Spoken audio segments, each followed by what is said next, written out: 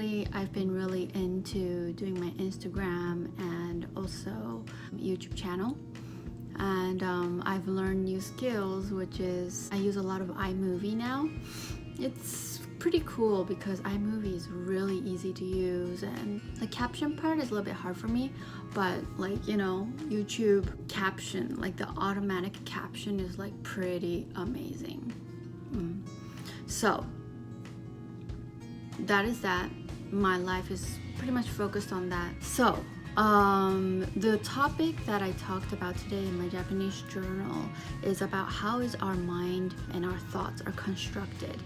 And I thought that this was really important thing to understand. Actually, that was something that really helped me to get my anxiety really low. I used to have really high anxiety, especially when I was in depression. Then I realized that it was all in my head. As my life coach always tells me, is that people suffer more in their heads rather than in reality. And actually that's really true. So the first thing that I've learned is that how is our thoughts constructed? Basically, it's constructed by our parents, also by our teacher, by our society, by TV, by friends, and anyone that you encounter. So people talk to you and you learn things from them, and also all the emotions. And it all really depends on how you experience the thing, but you pick the belief that is effective to you. And that's how you have multiple values and multiple thoughts that repeats in your head. And basically behavior is driven by the thoughts, right? So when you think about all of this, right, then you suddenly realize that you cannot trust your thoughts. Like you suddenly realize that, oh, whatever I'm feeling right now is not me. It's something that came from the past. And it's very important that you find out what's the roots of the feeling that you're having. Because if the feeling is negative, then usually it's something from the past, and it's probably the past wounds that is irritating in you. So the moment that you realize what is the roots, that's when you catch the sneaky guy. And that sneaky guy will actually, well, it depends on the degree of how traumatized you are, but just the moment you realize, like you admit to the feeling, you admit to the incident, and you face it, then it kind of purifies and it gets less. But the thing is that if the incident is pretty severe, you have to face it multiple times to actually talk to that inner child that is hurt. And for me, I've been doing that a lot, especially with my experience of having this, being a little bit suicidal when I was 14. I wasn't able to actually heal that part in myself, and that recently surfaced with the experience with my ex, which was pretty much emotionally abusive. And I was so shocked and surprised that I can go back to that state and relive the same experience that I experienced when I was in 14. And that kind of woke me up and shook me. Like, hey, Kimmy, like, this is happening after like almost 20, maybe 20 years. Yeah, 20 years. And it's time to actually take inventory of your thoughts. So that's when I realized that I wasn't really healed from that part. I still have a lot of shame in myself, that I actually felt that I wanted to kill myself, because the society tells you that not respecting your life is something bad. You're not supposed to do that. You're not supposed to feel that way. And I was so ashamed that I even thought about killing myself, right? But now I don't feel that way.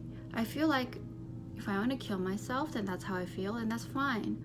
That's fine, but I don't have to go that path and keep thinking about, I want to kill myself, I want to kill myself, I want to kill myself. It's more like I self-parent myself, and I talk to that feeling in myself. So that's so-called inner dialogue and self-parenting, which is really, really important, because this is the process that you actually change your thoughts and perception about your past. And that is how actually you can really, really heal yourself and really, really rewrite your belief and subconscious thoughts. So now I'm not ashamed of it. I'm like, well, that's my past. I cannot change it. And because of this experience, I truly believe that I can help people from it. And it's surprising how much people wants to commit suicide, but they're not able to say it to anyone because they feel ashamed as well. But I can be the one who can bring that shame into the light and actually share my experience of how I overcame it. So that's something that really gave me fuel, and it's actually quite cool that I was able to realize this part, you know? Like, I was suppressing it subconsciously and I didn't even know what was happening. But an interesting thing is the past wounds actually manifests as feeling even in the future, and it affects the future. And the moment I knew those feelings affects the future, then I feel like I do have to do something about it, not regardless of that feeling of I want to kill myself.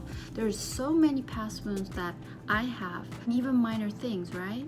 But right now, like, even though I feel those like anxiety or lack of confidence or even getting angry, you know, I can kind of talk to myself like, hey, like, it's actually not a big deal, right?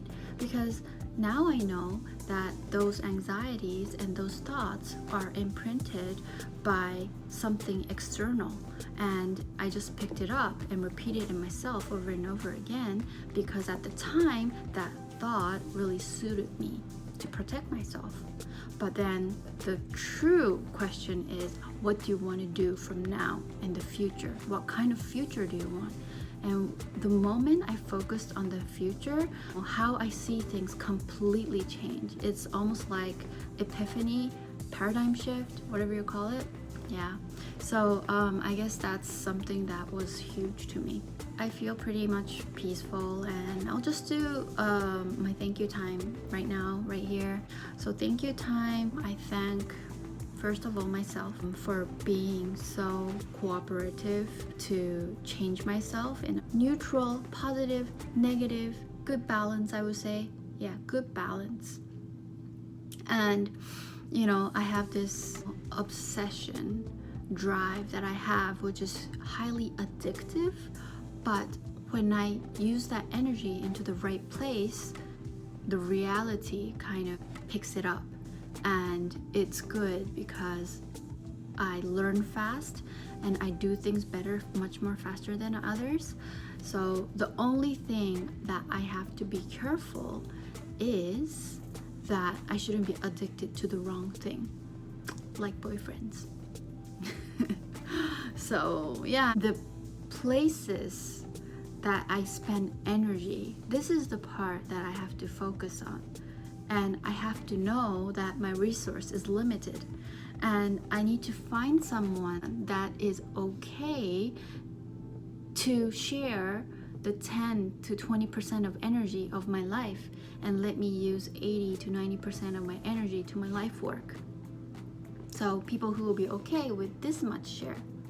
You know, I used to want to share this much with person, right? So that's why, you know, I let them take up my space and I take up their space, and I want to be like one and merge. And those feelings comes from fear of abandonment. So I just realized, like, I just broke up with my ex, right? The 3 months relationship. And I realized that my huge problem was the fear of abandonment. And that caused a lot of anxiety and a lot of awkward behavior, which led to that result and that reality. So there's always something to learn about, and I am so glad that I realize what is the direction that I should go so that I can have a healthy and constructive life for myself, peaceful and fulfilled. And I'm not talking about having a life that is all like, pretty, glamorous, and, having a positive feeling, joy. I'm not talking about, I don't think that's a good life. And it doesn't exist. It's a fantasy. But what I'm wanting is that for me to have an inner peace, that I can accept whatever hits me in life, anything, someone's death, my breakups, could be multiple in the future, and also rejection, or I might struggle to find a job and I might need to make some tough decisions. Whatever it is it's not about being optimistic. It's about being able to soothe myself in those kind of situation, because what makes a difference if you're crying and being a victim and feeling like the world is gonna end? If there's the same incidents happening, why not just try to soothe yourself and treat it in a very peaceful way? Isn't that a good life? Yeah. And of course, it's about even though if you're sad, I want to be able to cry without feeling that I shouldn't cry. So I guess that's that, and that's all for now.